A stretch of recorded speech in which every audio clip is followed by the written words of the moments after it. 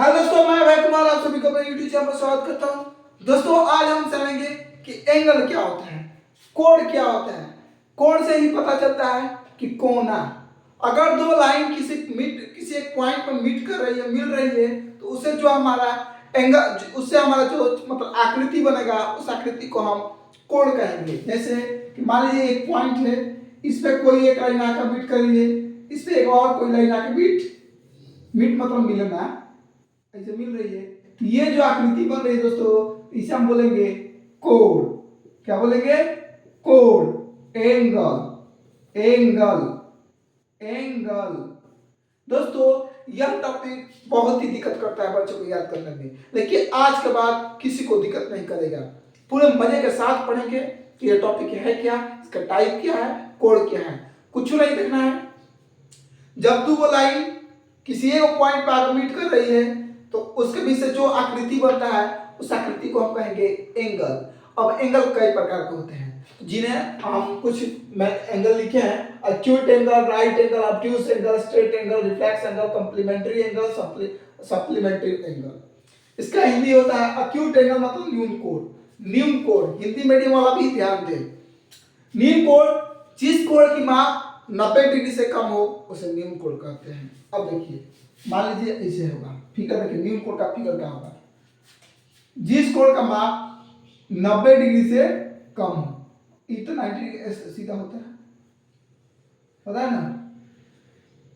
एक लाइन पर वर्टिकल कोई लाइन है, लंबवत लाइन है, तो उसे आप कहेंगे 90 डिग्री। तो देखिए, जिस कोण की माप 90 डिग्री से कम हो, तो इसे कहेंगे हम, इस एंगल को क्या बोलेंगे हम? Acute angle. और जिस कोण की माप 90 डिग्री के बराबर हो, देखिए इसका फिगर क्या होगा? ऐसे होगा, ये होता है 90 डिग्री। तो जिस कोण की माप 90 डिग्री हो, उसे कहते हैं हम क्या? Right angle. मतलब थीटा बराबर 90 and theta less than to 90। Theta का मान 90 से छोटा हो। समझ में आ रहा है ना? थीटा से 90 बड़ा है। थीटा का मान 90, सॉरी, थीटा का मान जो है, थीटा का मान 90 से छोटा है, थीटा का मान 90 के बराबर है। समझ में आ रहा है आपको? अब आइए, अब आता है ऑब्ट्यूज एंगल। जिस कोण की माप 90 डिग्री से ज्यादा और 180 डिग्री से कम हो। जिस कोण की माप 90 डिग्री से ज्यादा, देखिए ये है 90, तो 90 डिग्री से ज्यादा है, और 180 डिग्री से कम है। तो जिस कोण की माप 90 डिग्री से ज्यादा और 180 डिग्री से कम हो, उसे हम क्या कहेंगे? ऑब्ट्यूज एंगल, यानी अधिक कोण। उसके बाद आता है स्ट्रेट एंगल। स्ट्रेट एंगल रिजिपूरक कोण, कैसे? रिजिपूरक कोण इसका हिंदी होता है।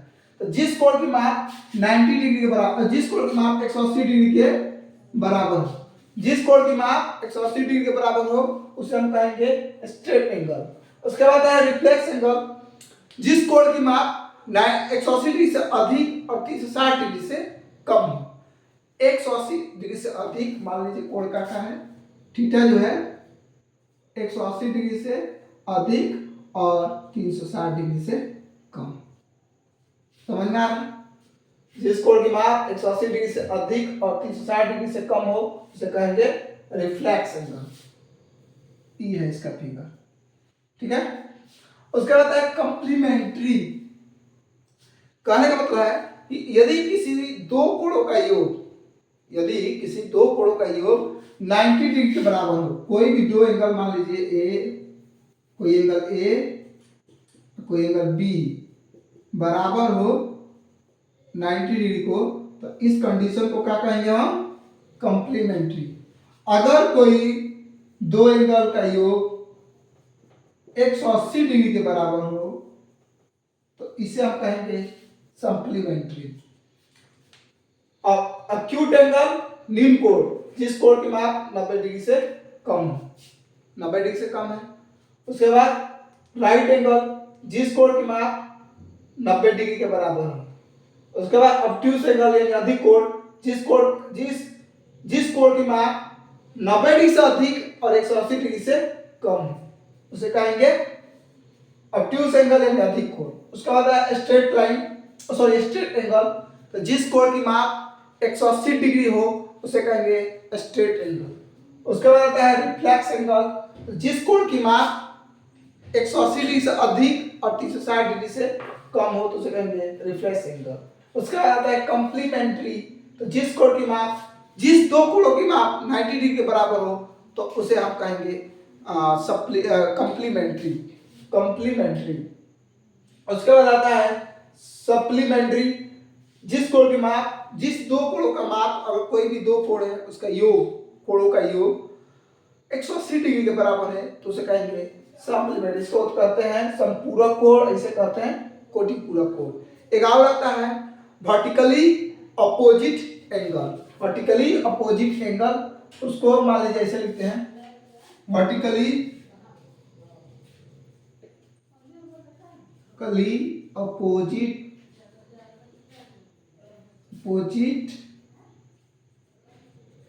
एंगल ऐसे रहता है, ये और ये एंगल बराबर होता है। तो जिसको वर्टिकली में आमने सामने की जो कोण होती है बराबर होती है। तो आशा करता हूँ आपको ये वीडियो अच्छा लगा होगा। अच्छा लगा है तो इसे लाइक कीजिए, शेयर कीजिए, सब्सक्राइब कीजिए, अपने भाइयों को दिखाइए, बहनों को दिखाइए, छोटे छोटे बच्चों को दिखाइए। ये वीडियो बहुत उनके लिए लाभदायक है क्योंकि 9 क्लास में, 10 क्लास में, 8 क्लास में यहाँ से क्वेश्चंस आते हैं या क्वेश्चंस में प्रयोग किए जाते हैं। धन्यवाद, मिलते हैं अगले वीडियो में। जय हिंद।